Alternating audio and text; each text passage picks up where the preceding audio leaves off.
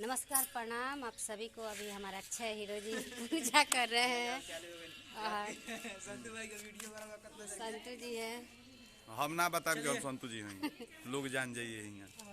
हमारे हीरो जी है यहाँ, बेटा फिल्म का मेन हीरो जी। नमस्कार प्रणाम, कैसे में रहो सब। हम लोग के भाई अच्छे सिंह और आज दूसरा का दिन हमने के फिल्म बेटा फिल्म के और फोटो उठा बाबू।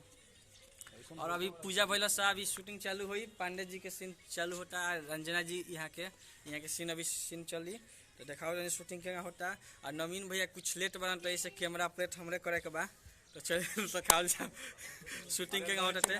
आइए पांडे जी थोड़ा हाय हेलो कर लीजिए। Hello hi. ये हमारे फिल्म की हीरोइन जूही पांडे जी बहुत अच्छी एक्ट्रेस है, इनके साथ काम करके बहुत मजा आता है, कुछ सीखने को मिलता है।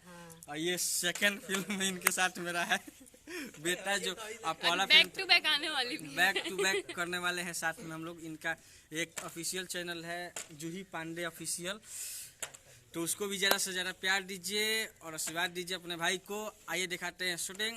वो काटिए कैसे होता है। दिखाने वाले को नहीं दिखाइएगा। हाँ?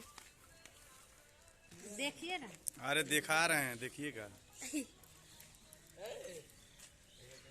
अरे दही चूड़ा ढेर आइल बनी ना तारे खातिर नहीं खेल सब खेल के ये है हीरो। अहे एथि नाश्ता कलो। नमस्कार। हेलो कुछ बोलबा तनी बड़ा बोलेला हम बोलबा।